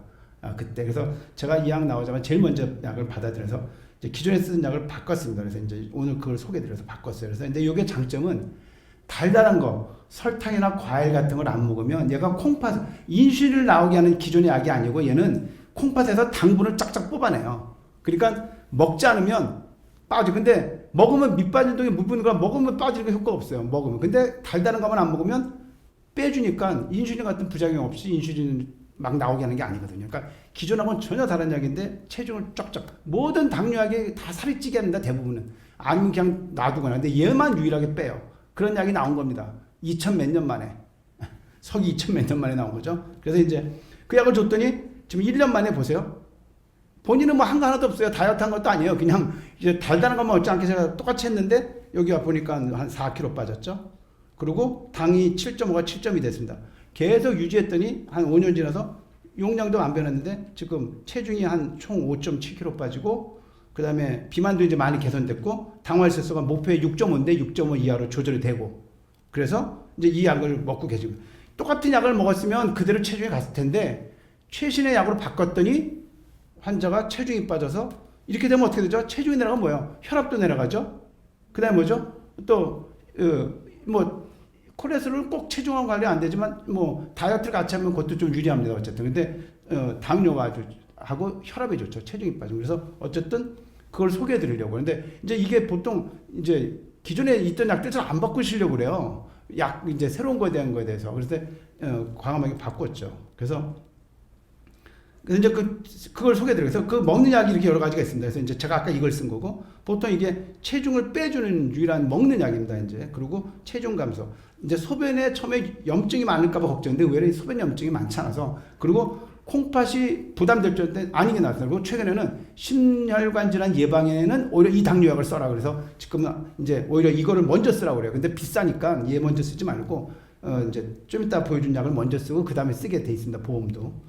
그리고 이제 그거랑 같은 효과인데 이건 좀 이제 약간 비슷하지만 다른데 이거는 주사제예요. 그래서 이거는 이제 이것도 뭐 이제 비슷하고 다만 이제 요걸로 이 중에 일부는 비만약으로도 개발된 것도 있고 이제 요것도 요즘에 이제 먹는 약이 미국에서 나와 있어요. 그래서 요것도 먹는 약이 나오면 아마 우리 아픈들이 주사 맞는 거 싫어해가지고 또 이 먹는 약이 나오면 아마 많이 앞으로 각광을 받을 수 있는 그런 계통약을 제가 이제 소개해드려서 기존에 있는 거에 만족하지 않고 자꾸 좋은 약들이 나오니까 그때그때 과감하게 또 바꾸고 개선해 가야죠. 그래서 이제 보면 기존에 메포민을 제일 먼저 쓰는데 얘는 그래도 체중을 늘게 하진 않습니다. 간혹 낮출 수도 있지만 얘가 이제 주로 위장 장애가 좀 있고 콩팥이 이제 많이 나빠지면 못 쓰는 단점이 있어요. 그리고 이게 과거에 쓰던 약이다 다 살이 찐다 이렇게 살이 쪄 과거 약들이. 그런데 이제 요거는 조약보다는 좀 먼저 나는데 그래도 얘는 다행히 살은 안 찌게 해서 기존에 지금 이 약을 제일 많이 쓰고 앞으로 또 이 약을 쓰고 있던 환자입니다. 근데 살을 빼주지 못하거든요. 그래서 그래도 최신약을 쓰고 있던 환자를 바꿨더니 체중이 빠져줬어요. 그래서 약을 잘 선택하면, 그러니까 맞춤으로 가야 되는 거죠. 자기한테. 내가 체중이 과하면 체중 뺄 수 있는 약을 하고, 꼭 그렇지 않으면, 뭐, 이제, 그래서 맞춤으로 하는 게 중요하다는 걸 한번 소개해 드리려고 제가. 그런데 다시 한번 당뇨에 대해서 핵심은 탄수화물인데 그 중에서 제일 나쁜 단순당이죠. 그래서 제가 맨날 환자분들 설탕, 꿀, 과일. 이건 그냥 무슨 오해 없이 들으셔야 된다. 설탕, 꿀, 과일, 과당. 이것들이 이제 당을 일으키는 거예요. 그것들이 들어있는 이런 것들 절대 안 되죠. 절대 안 돼요. 특히 당뇨 환자라면. 그래서 특히 이제 밖에서 사 먹는 음식들, 뭐 짜장면, 뭐 떡볶이 이런 데 설탕 막 들어있어요. 그러면 그거 아니죠. 낙지볶음 매운데 거기 또 설탕이 들어있습니다. 그러면 아니죠. 그래서 제가 뭐라 그러냐면 등심을 그냥 구워서 드세요. 불고기 하느라고 힘들게 양념해서 드시지 말고 그냥 등심 드세요. 등심. 그렇게 제가 말씀을 드립니다. 그래서 그런 거고. 그 다음에 제가 경험해보면 당뇨를 실패하는 제일 많은 원인 중에 하나가 과일 먹는 겁니다. 과일. 여기 계신 분들도 보면 과일 좋죠. 다들 많이 먹으라 그래요. 근데 당뇨 환자가 과일을 너무나 많이 드세요. 막 빨주노초 파나보를 그냥 한 바가지씩 드세요. 막 과일만 몇백 칼로리 막 1000칼로리가 넘어요. 몇천 칼로리가 돼요. 다 따져보면. 그래서 그러면 조건이 있습니다. 바로 그 다음에 운동할까 아니면 못 드세요. 운동하셔야 돼요. 그럼 반드시 그 자리에서. 그리고 이하면 당 지수가 낮아. 이런 것들이 당 지수가 높다니까 먹으면 바로 당이 오르니까 가능하면 이런 것들 먹지 말라는 거죠. 이거 보세요. 열대 과일의 칼로리가 더 높죠. 그다음에 많이 드시는 사과, 포도 높고요. 배까지. 그나마 적은 게 딸기나 참외, 수박입니다. 그래서 그렇다고 이것저것 드시라고 할 수도 없고 이거 화훼농 과수원하고 관련 없습니다. 이거 그냥 팩트만 전해드립니다. 저도 과일을 질문이 또 나왔습니다. 퀴즈 나왔습니다. 예. 자, 당뇨병 예방에 좋은 운동은 어떤 것일까요? 그러니까 언제 하는 게 좋을까? 당뇨병 환자는 언제 운동하는 게 좋을까? 운동량이 똑같았을 때, 그러니까 첫째 아침에 중강도 운동. 중강도는 보통 이제 땀 날 정도, 그러니까 자전거 천천히 타는 거고요. 고강도 운동은 자전거 빨리 타는 겁니다. 예를 들면. 그 다음에 저녁에 하루 종일 이렇게 있습니다. 자, 또 20% 확률. 조금 빠르신 것 같아. 3번. 제가 설명을 잘 이해하죠. 제가 늘 얘기했더니 맞습니다. 축하드립니다. 선물 갑니다. 선물. 제가 맨날 말씀드렸더니 잊지 않으시고. 요것도 작년 11월에 연구 결과가 나왔습니다. 자, 운동 시기와 그러니까 식사는 다 이제 알아서 하는 겁니다. 운동만 딱 조절한 거 똑같은 운동. 그래서 하루 종일 하는 분들이 이제 해봤더니 13%, 오전에 하는 분이 16%, 오후에 하는 게 제일 많죠. 이제 63, 저녁 먹고 하는 게 8%. 이렇게 이런 분들을 봤더니 종일하는 분을 기준으로 아침에 한 거는 효과가 똑같아요. 심지어는 이게 약간 4%인가 늘리는 것도 있어요. 통계는 차이가 없고. 그러니까 아침 식전에 저 나가서 뛰고 이러는 거 당뇨에는 전혀 도움 안 되는 겁니다. 어떤 때 도움이죠? 남한테나 아침에 열심히 운동했어. 당 열심히 하고 있어. 그러고 가서 곱빼기로 되세요. 곱빼기로 아침을. 그래서 효과가 없고요. 점심 먹고 했더니 18% 당뇨 예방 효과. 저녁 먹고 했더니 25%. 물론 저녁 먹고 하고 나서 또 먹으면 안 됩니다. 그래서 제가 늘 그렇게 말씀드렸거든요. 저녁 먹고 하시라고 그랬는데 그게 요거 지난 11월 달에 이게 결과 나서 요즘 제가 자신 있게 자, 연구 결과 저녁 먹고 드시니까 과일 드셨잖아요. 꽃감 드셨잖아. 그럼 어떻게 하냐요? 나이 치순 돼서 꽃감 먹는 사람은 치순 넘으신 분입니다. 40대, 50대는 꽃감 안 먹습니다. 물어보세요. 여러분 딸들이나 며느리 꽃감 안 먹어요. 그 연시 맛있는 거 다 어르신들이 드세요. 그래서 운동하시면 됩니다. 운동. 이제 72세 남자분이 주소가 체중 감소 위장 기능 장애 이렇게 해서 체중이 6개월 동안 이렇게 빠졌다고 오셨어요. 근데 보니까 이제 뭐 여러 가지 증상이 많죠. 하여튼 그래서 우리가 이걸 다발성 신체 증상이랍니다. 그냥 머리끝부터 발끝까지 안 아픈 데가 없어요. 그럼 제가 그래요. 이게 만약 신체 질환이면 119 타고 오셔야 됩니다. 근데 멀쩡히 걸어오셨잖아요, 저한테.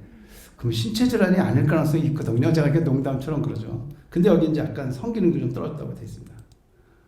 그래서 제가 이제 자세히 여쭤봤더니 이제 체중이 한 5kg 빠졌고 이게 이제 원인이고 그래서 이제 일부 이제 체중 빠지면 저희가 항상 갑상선 항진증이 있는지 당뇨는 없는지 이런 거 보게 되죠. 그래서 했더니 다행히 그런 게 다 아무것도 안 나오고 또 아까 성기능 때문에 이제 남성 호르몬까지 다 정상이었습니다. 그러니까 더 나올 게 없는데 제가 또 이제 놓치지 않고 이제 우울증 설문지를 해드렸더니 우울증에 이제 약간 의미가 있게 나왔어요. 그리고 여기 보면 9번 문제 나는 자살하고 싶다.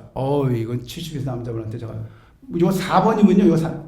귀에만 있으면 이런 바로 이제 정신과 보냅니다. 제가 2번 시키면 돼요. 4번은 다행히 3번이라서 이건 이제 젊은 우리 정원 같은 깜짝 놀래가지고 바로 걱정하는데 저는 이제 좀 봐가지고 3번 정도면 그래도 4번이면 이제 바로 2번 시켜야 됩니다. 그래서 제가 이제 그래서 일단 본인이 우울증을 이해하셨고 그래서 이제 그 우울증에서 제일 많이 쓰는 약을 드렸습니다. 그래서 드리고 이제 이런 걸 상담을 했습니다. 제가 이제 스피커라 해서 이제 영어로 이렇게 있습니다. 그래서 스케줄을 그러니까 뭐냐면 이건 이제 돕고 혼자 사시는 노인분들이 우울증 때 이게 필요해요. 하루 종일 아무도 얘기 안 하고 집 안만 계시는 거예요. 그래서 그런 분들은 누군가하고 일정을 하게 하는 거죠. 뭔가 일을. 그리고 이제 취미 활동을 보통 하던 걸 못 해요. 그래서 예전에는 내가 노인정에 가서 뭐도 했는데 탁구도 쳤는데 요즘 못 해. 코로나 때문에 이제 그러면 다시 하시는 거죠. 그리고 이제 그런 취미 활동이 안 되면 운동이라도 하시는 거고. 그다음에 요게 제일 어렵습니다. 내 속마음을 털어놓고 얘기를 해야 되는데 들어줄 사람이 없어. 그리고 들어줄 사람이 나를 오히려 볶아요. 그게 직장이든 집이든. 그래서 정 안 되면 의사한테 와서 그냥 의사한테 와서 하소연하시면 됩니다. 안 되면 교회 가서 목사님한테 하시면 되고. 그 다음에 이제 코로나 때문에 우리가 코로나 블루죠. 코로나 때문에 우울증 걸렸습니다. 그게 코로나가 내 탓입니까? 나가 코로나 때문에 우울증 걸렸으면 그게 내 탓이 아니라 코로나 탓이잖아요. 그래서 내 탓이 아니라는 거죠. 그래서 환경 때문에 그런 거니까 이겨낼 수 있다는 겁니다. 그걸 내 탓이라 생각하고 그걸 자책할 필요가 없다는 거죠. 자, 이제 그래서 그분이 이렇게 썼어요. 자, 우울증에 나온 말, 화뼈란 말 듣고 어떠셨나 했더니 공감이 됐대요. 공감한 이유가 뭐냐 했더니 누구에게도 만만하고 있었는데 교수님께서 속 시원하게 말씀해 주셔서 그 원인인 서쪽에 다 쓰셨습니다. 가정불안. 우울하게 만드는 사람이 누구냐? 배우자. 비밀인데 비밀. 이 남자분입니다. 요즘. 요즘 남자들 요즘 잘하셔야 돼요.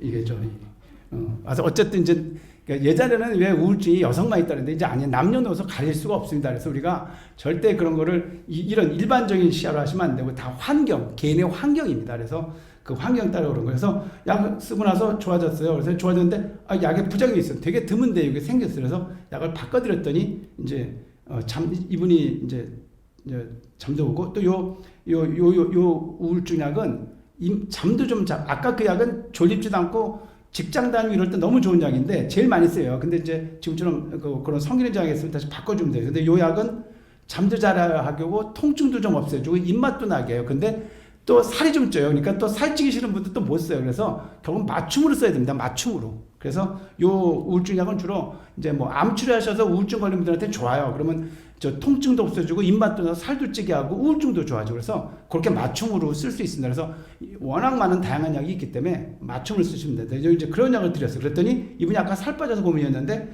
이제 체중도 뭐 이제 이거 부작용 없고 이건 잠도 좀 자게 해서 잠도 자고 나중에 그러니까 체중도 늘었고 그래서 좋아져가지고 이제 나중에 회복돼서 약을 끊은 경우입니다. 그래서 약도 종류가 여러 가지 있기 때문에 처음에는 이제 가장 부작용이 적고 안전한 약을 먼저 주고 그다음에 맞춤으로 가는 거죠. 그래서 자 그럼 우울증 어떻게 할 거냐? 딱 두 마디 물어보면 돼요. 지난 2주간 내가 우울했나? 그럼 제 환자 우울증이라고 제가 진단하신 분 10명 중에 9명 내지 10명이 나 우울하지 않다고 그러세요. 그럼 제가 두 번째 질문합니다. 그럼 지난 2주 동안은 신난 일이 있으셨나요? 그럼 이제 그때 야 이 나이에 신난 일이 뭐가 있어? 그럼 제가 그게 우울증입니다. 그게 신난 일이 없는 게. 요즘 젊은 사람들은요 2주에 한 번 옆에서 빵빵 저 남편이 안 해주면 다 도망갑니다. 요즘 누군가 이렇게 즐겁게 해줘야 되거든요. 그러니까 그게 없어서 그렇습니다. 이렇게 농담처럼 제가 합니다. 그래서 그럼 이제 그때 우울증을 이제 이해하시는 거죠. 우울증이 우울하다기보다는 즐거운 일이 없는 거죠. 근데 즐거운 일은 아무도 만들어주지 않습니다. 내가 만들어야 됩니다. 그러니까 우울증이 생기는 건 내가 원인이 아닌데 환경이 원인인데 이겨내는 건 내가 해야 돼요. 그래서 어려워요. 원인 제공자가 해결해 주지 않고 내가 해결해야 돼요. 이게 달라요. 보통 원인 제공자가 자동차가 사고 나면 원인 제공자가 물어주잖아요. 이건 아니에요. 원인 제공자는 아무 관심이 없어요. 근데 내가 고쳐야 돼요. 그래서 이게 어렵습니다. 자, 그래서 이제 이런 9가지 문항으로 저희가 이제 늘 저한테 와서 하셨고요. 이걸 가지고 하면 의외로 국가에서도 이걸로 합니다. 정확합니다. 그래서 10점 넘으면 의사를 만나봐라 이겁니다. 이제 10점 넘으면. 그래서 이게 지난번 코로나 때 나온 거예요. 이제 이런 마음 가져라. 근데 그게 아까 제가 한 거랑 이제 보세요. 제가 아까 스피커를 한 거 보여줬죠? 자, 1번. 코로나 변화된 일상 받아야죠. 이거 자꾸 죄책감 가지고 그냥 받아들이는 겁니다. 아까 그냥. 본인 탓이 아니다. 코로나 탓이다. 두 번째. 지나친 걱정하지 말라. 너무 그거 하지 말라. 그리고 세 번째 규칙적인 생활하셔라. 네 번째 즐거운 취미 활동해라. 다섯 번째 스트레칭 운동해라. 여섯 번째 소통하라. 제가 말한 게 다 이거예요. 이거 가지고 이거 만든 겁니다. 뭐 이거 어디서 뚝 따지게 코로나 마음이 나온 게 아니고 이런 게 나온 거고요. 그다음에 이제 마지막에 힘들면 도움을 요청해라. 본인이 끙끙 앓지 말고 본인 탓이 아니니까 가깝게 의사한테 이렇게 요청하라 이런 겁니다. 그래서 이제 좀 부정적인 걸 내 탓이라고 그러지 말고 이겨내고 그다음에 이미 지나갔거나 이런 거에 더 이상 연연하지 말고 많은 또 여자분들이 우울증이 집안에 혼자 다 해요. 뭐 집안일도 하고 뭐 자식 남편 다 혼자 슈퍼우먼이 아니다. 그냥 할 수 있는 거는 못 한다고 나 자빠지세요. 그냥 어디 도망가세요. 그냥 농담처럼 그러죠. 그래서 혼자 다 생각하지 마시고요. 어떤 것도 긍정적으로. 그다음에 이제 잘못된 게 제일 문제입니다. 우울증을 한 번 하면 평생 먹어야 된다. 아닙니다. 우울증 보통 6개월에서 1년 치료하면 대부분 다 낫습니다. 그 중에 일부만 재발되는 거거든요. 그럴 때만 좀 이제 길게 먹습니다. 그래서 대부분은 그렇지 않다는 거. 그리고 항우울제가 습관성 안 됩니다. 이거는 불안증 약, 신경 안정제가 습관성이 되고요. 중독은 더구나 아닙니다. 그건 마약이나 중독되는 거죠. 그래서 이렇지 않다는 거. 아까 제가 드렸던 약들은 그렇지 않습니다. 또 우울증은 자신의 의지로 통제하면 이게 병이 아니죠. 그렇다면 그 잘 나가는 뭐 재벌이나 뭐 연예인이나 뭐 그런 분들이 왜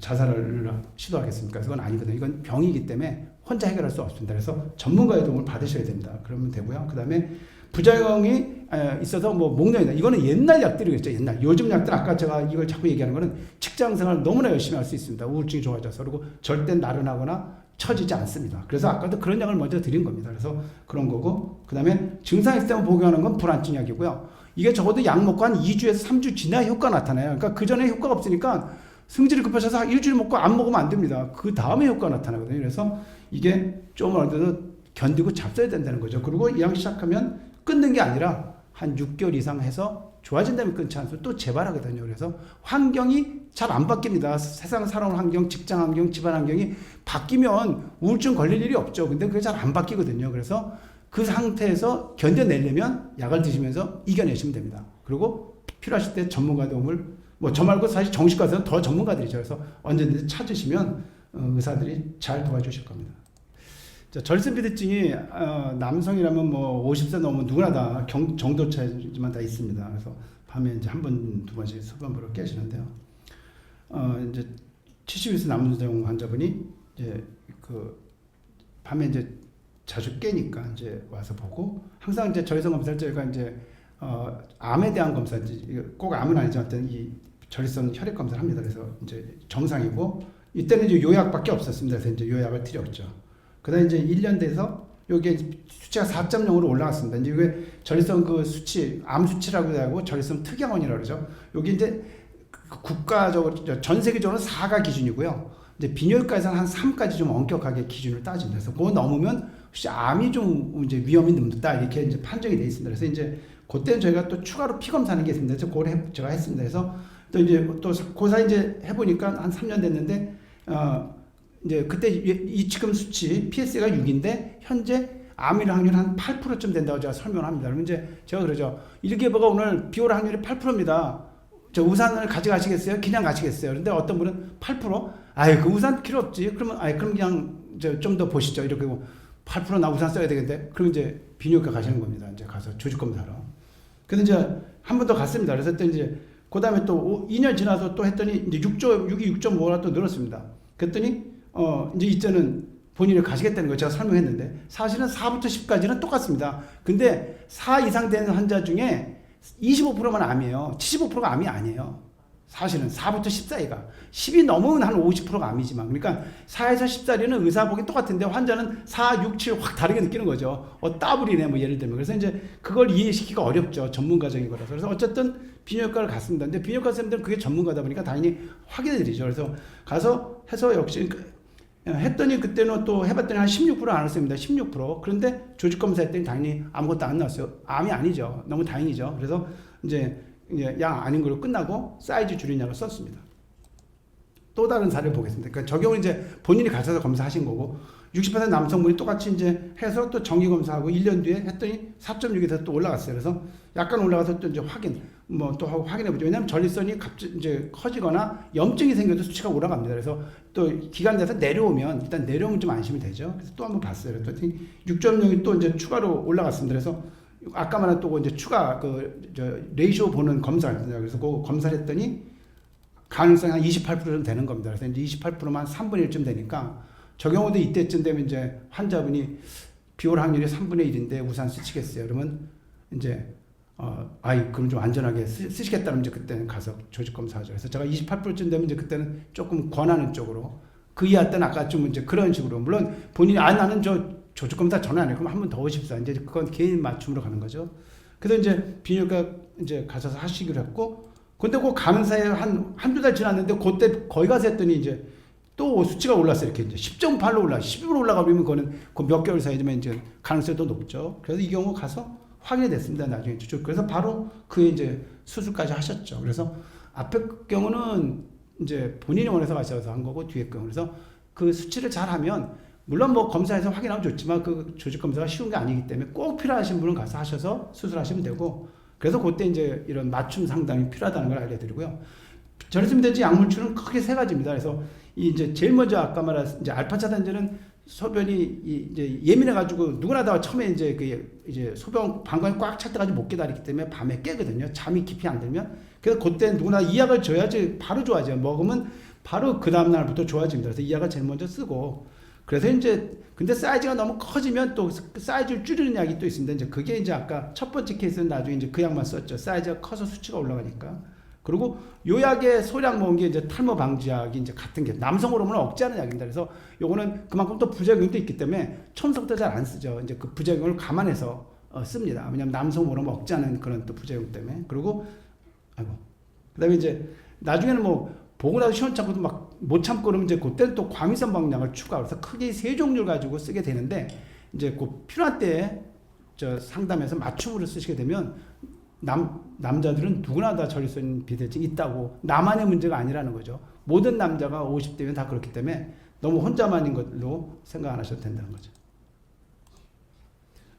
이제 말이 어눌한 것 같다 이제 이렇게 해서 이제 오시죠. 그래서 검사해봤더니 그때는 이제 연세가 있어서 그냥 단순 위축이지 치매 이렇게 이제 문진표상에서 아슬아슬하게 통과했어요. 이제 30점이면 정상이고요. 3단계부터 시작인데 요게 6점 밑으로 내려가야 되거든요. 그래서 이제 일단은 저희가 그 대신 이제 신경 안정제를 자꾸 불면증 때문에 담느냐는데 제가 이거 신경 안정제는 치매를 조장합니다. 수면제랑. 그래서 그 얘기 했더니 그때부터 끊으셨어요. 그래서 혹시 제가 늘 그러죠. 치수이 넘었는데 수면제, 신경 안정제 매일 먹으면 치매 조장합니다. 지금 치매 지금 가까스로 통과했다고 해서 이때부터 끊었습니다. 본인이 끊으셨죠. 그리고 이제 78세에서 여기 보면 30점, 여기 3단계입니다. 그래서 그 다음에 또 이제 2년 후에 했더니 여기 24점이면 이게 26점이 커트라인인데 이렇게 되면 이제 이거는 치매약이 보험이 됩니다. 그래서 이제 여기 3단계에서 여기 3단계에서부터 그래서 이때는 이제 그 신경과 치매 전문가 선생님한테 갔다 오셨고 또 그래서 이제 이렇게 24.3단계 돼서 이제 이때부터 약을 쓰고 또 본인이 그냥 저희 과에서 그냥 약을 드시겠다 해서 이제 제가 드렸습니다. 그래서 드리고 쭉 다녔는데 3년 또 이제 추가로 1년 지났더니 81세 되고 또 이게 19점으로 또 낮아졌습니다. 그리고 여기도 이제 약간 이제 글씨도 조금 모양도 이렇게 되고 이것도 4단계 하나 내려갔고 또 6년 이제 됐다 84세니까 요 14점. 그다음에 이건 6단계. 그래서 이제부터는 너무나 힘드셔서 이제 요양원 가시고 이렇게 됐습니다. 그래서 이 치매라는 거는 예방할 수 있는 데까지 하지만 이제 안 되는 경우죠. 그래서 이제 그럼 인지 기능을 어떻게 유지하는가? 이게 학문적으로 나온 겁니다. 그래서 제가 노상 그래요. 신문을 크게 읽으세요. 그냥 눈으로 보지 말고. 신문이 좋은 거는 새로운 소식이 나오니까 좋죠. 근데 물론 책을 읽으세요. 그러죠. 책. 또 특히 이제 뭐 교회 다니시면 그럼 성경책을 크게 읽으세요. 이제 그렇게 얘기를 합니다. 그 큰 말로 귀로 들으시라고 그러고 또 이제 게임이나 내길. 그래서 쉽게는 뭐 고스톱 좀 치세요. 고스톱. 근데 고스톱도 누가 뭐 상대방이 있어야지 혼자 치나 둘이서 칠 수 없고 그래서 이제 그러면 친구가 있어야 되거든요. 그래서 사교 활동. 그 다음에 특히 연세 들어서 악기 이런 거 배우는 거 좋다고 돼 있어요. 미술 그리는 거. 그래서 그런 취미 활동 새로 시작하시고 뭐 운동. 제2외국어도 엄청나게 뇌를 쓴다고 그럽니다. 그래서 제2외국어. 요건 엊그제 나온 논문인데 보니까 뭐 좋은 음식을 매일 조금씩 먹으래요. 그래서 뭐 그냥 이건 너무 좋아서 써놨습니다. 그렇지만 뭐 아까 말한 뭐 당이 있는데 막 드시고 그런 건 아니고 이제 일반적으로 나이 드셔서 영양이 부족할까봐 골고루 매일 드시라면 이게 이제 치매 예방에 된다고 나와서 제가 올렸고요. 요것도 이제 정식 보고서입니다. 연구에서 나온 다 저희가 아까 혈관성 치매 예방법입니다. 혈관성 알츠하이머 예방은 못하지만 혈관성 치매 자 보시죠. 당뇨병 아까 제가 그랬죠. 고혈압 머리 부상 반지 이게 저희가 예전에 알리 콘트 선수가 그 이제 뭐 이렇게 치매 그랬잖아요. 그러니까 이게 부상 잦은 부상에서 넘어지면 머리에 다치면 안 되죠. 그래서 옛날에 그 머리 꿀밤 주는 거 절대 안 됩니다. 머리 때리는 거 안 됩니다. 치매 안 됩니다. 이거 그리고 금연 그다음에 간저우병 그다음에 체중 운동 아까 저 심리학은 다 나옵니다. 우울증 치료해야 되고요. 또 술 안 되고 귀 안 들리면 하니까 빨리 보청해요. 많은 분들이 보청기 귀찮다고 안 하시는데 하루라도 빨리 하시는데 보청기 임플란트 또 눈, 백내장 이런 것들은 하루라도 빨리 해야 뇌 활동이 돌아가기 때문에 눈, 귀, 이는 아끼지 말고 빨리빨리 하루라도 먼저 하시는 게 치매를 하루 먼저 예방하는 겁니다. 그거 다시 있고요. 그 다음에 이제 사회적 조첩 이런 겁니다. 그래서 충분히 저희가 알고 있는 건데 이게 밝혀진 거지 요즘 매스컴에 이상한 거 먹으면 치매 다 꽝입니다. 꽝. 그 다음에 하지 말라는 거 이게 중요합니다. 치매 예방을 여성호르몬제를 복용하자. 이건 요즘 이제 이건 하고 있고 두 번째가 문제입니다. 최근에 뇌영양제라고 온갖 곳에서 난리인데 소위 뇌영양제를 먹지 말라고 공식으로 냈어요. 왜 그러냐? 그럼 제가 그럽니다. 암 환자가 아닌데 항암제를 드시면서 암 예방하는 사람은 없습니다. 그럼 치매가 아닌데 치매약을 먹으면서 뇌영양제 치매 예방한다는 거는 말이 안 됩니다. 이해가 되시죠? 이게 아직 먹지 말라고 나왔습니다. 치매가 아닌 환자는 효과가 없거든요. 치매 환자는 진행을 좀 늦춰주긴 합니다. 그러나 앞에서 보신 것처럼 이게 쉽지가 않습니다. 그래서 걸리지 않는 게 중요하거든요. 그러니까 그러면 아까 말한 그 뇌 활동을 하시라고. 그 자리고 제가 말씀드렸는데 아까 좀 요청 잘하셨는데 그래서 제가 요거 전해드리려고. 자, 앞으로 이제 평생건강 클리닉인데 이제 앞으로 건강관리를 간단하게 요약했습니다. 이렇게 하시라고요. 그래서 제가 이걸로 인사 말씀을 대신 드리겠습니다. 그래서 우리나라의 암 사망원이 크게 27%, 3분의 1 정도가 이제 암이 원인이죠. 근데 나머지 또 4분의 1이 심뇌혈관 질환입니다. 그래서 여기 이제 관련된 게 딱 있죠. 여기 혈관성 치매까지 있죠. 그래서 이 두 가지를 관리하는 게 모든 사람의 희망이죠. 그러니까 어떻게 할 거냐. 그래서 암은 우리나라 너무 잘 돼 있어요. 검진을 하는 거야. 국가암검진이 전 세계에서 제일 잘 돼 있습니다. 그래서 모르면 그냥 국가암검진만 하셔도 됩니다. 국가암검진만. 그런데 이제 가족력이 있거나 뭐 아까 전립선 같은 거 좀 이제 저희 담당 의사하고 상의해서 한두 개 더 하시면 되죠. 두 번째, 지금 얘기했던 심혈관 질환은 이건 오면 안 돼요. 그래서 많은 분들이 와서 70대, 80대 나 뇌사진 하나 찍어요. 그럼 평생 안 찍어야죠. 왜? 찍는다는 건 이미 있는 걸 발견하겠다는 거잖아요. 안 되죠. 이미 그거 있기 20년, 30년 전에 제가 뭐예요? 콜레스테롤, 혈압 이런 걸 정상을 만들어야 된다 그랬죠. 그러면 사진 찍을 필요 없는 거죠. 혈관 뭐 경동맥 찍어서 뭐 나이 7순인데 이게 뭐 100% 뚫려 있지 않죠. 한 70%만 뚫려 있죠. 그럼 20% 막힌 거 어떡하겠어요? 뭐 그냥 걱정만 태산인 거야. 이미 뭐 그럼 주름살은 보고 왜 걱정 안 하세요? 주름살 이미 있는데 여기만 있나요? 혈관에도 있죠. 그래서 바로 그런 거거든요. 예방하는 거거든요. 그래서 1차 예방이 핵심. 1차 예방은 아예 안 오게 한다는 거죠. 근데 이걸 잘하면 얘가 암 예방도 도움이 돼요. 암 예방도. 이 1차 심장병을 예방. 미국의 10대 암 예방 권고안에 보세요. 정상 체중, 운동해라. 달달한 거 드시지 말고 그 포화지방, 육고기, 그다음에 채소 이런 거 많이 드시고 패스트 칼로리 많고 달달한 거 먹지 말고 술 줄이고 쓸데없는 영양제 먹지 말라고 돼 있다니까. 대단하죠. 영양제 먹지 말. 그렇게 여기도 영양제 사서 드시는데 영양제 먹지 말라. 그다음에 금연하고 소금, 트랜스 아까 제가 다 나온 거죠. 트랜스 이거 다 먹지 말라.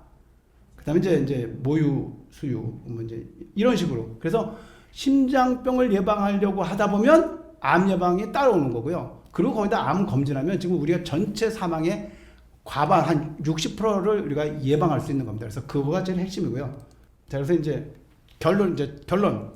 자, 심혈관 1차 예방을 위해서는 제가 다시 한번 드리지만 체중, 혈압, 콜레스테롤, 당뇨 이 네 개를 이 과학입니다. 무조건 정상을 만드는 겁니다.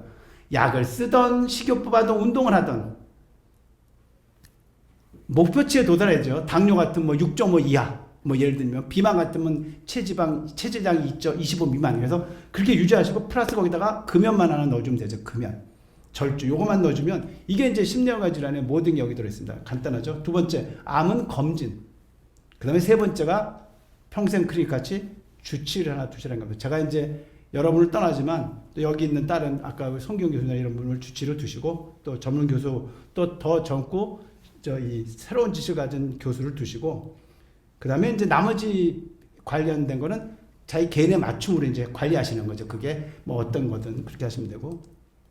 그래서 제가 아까 우리 오 박사가 이제 계속 한다 그래서 제가 이 병원에서 계속 못 만나죠. 요즘 이제 원격 상담 앱을 이제 거의 다 만들었습니다. 그래서 뭐냐면 라이프롱 닥터, 나의 평생 주치입니다. 그래서 이거를 이제 하면 앞으로 이제 건강 상담도 해드리려고. 그래서 이게 올해 아마 이제 막 가동해서 뭐 올 하반기부터는 이제 실제 가서 상담할 수 있게. 그래서 여기 이제 이게 이제 뭐 나의 평생 주치 뭐 이렇게 해서 이제 여기 보면 종합검진 국가 여기 맞춤 상담 여기 이제 그런 걸 해서 제가 상담. 그래서 뭐 사진 같은 거 해서 올려도 되고 그래서 지금 만들고 있어서 앞으로는 이걸로도 전국 어디서나 만나뵐 수 있을 것 같습니다. 그래서 이제 끝으로 약간 울컥하셨나봐요. 박수 한번 주세요.